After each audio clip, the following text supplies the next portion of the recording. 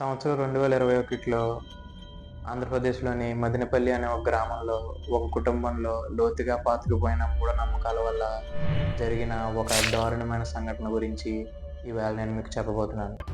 Doctor Purushottam Naidu and అతని wife Padmaja వాళ్ళిద్దరూ సమాజంలో ఒక వెల్ రెస్పెక్టెడ్ ఎడ్యుకేటర్స్.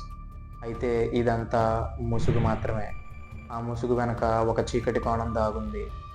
అయితే ఈ దంపతులు మూఢనమ్మకాలను నమ్ముతూ క్షుద్ర పూజల్లో ఎక్కువ ఇన్వాల్వ్ అయ్యేవారు.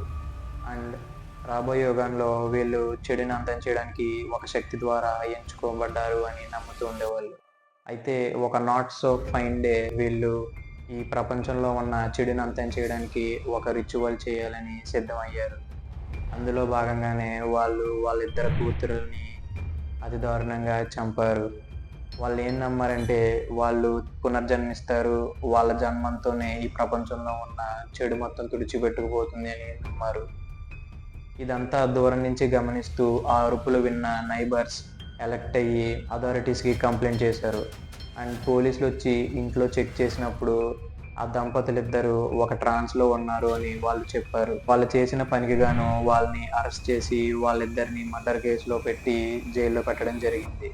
అండ్ ఇలాంటి ఒక బ్లాక్ మ్యాజిక్ సంబంధించిన ట్రాజెడీ గురించి మా ఛానల్‌లో ఫుల్ వీడియో ఉంది. అది మీకిక్కడ కనిపిస్తూ ఉంది. దాని మీద క్లిక్ చేసి ఫుల్ వీడియో చూడడానికి ట్రై చేయండి. Stay tuned to creepy guys.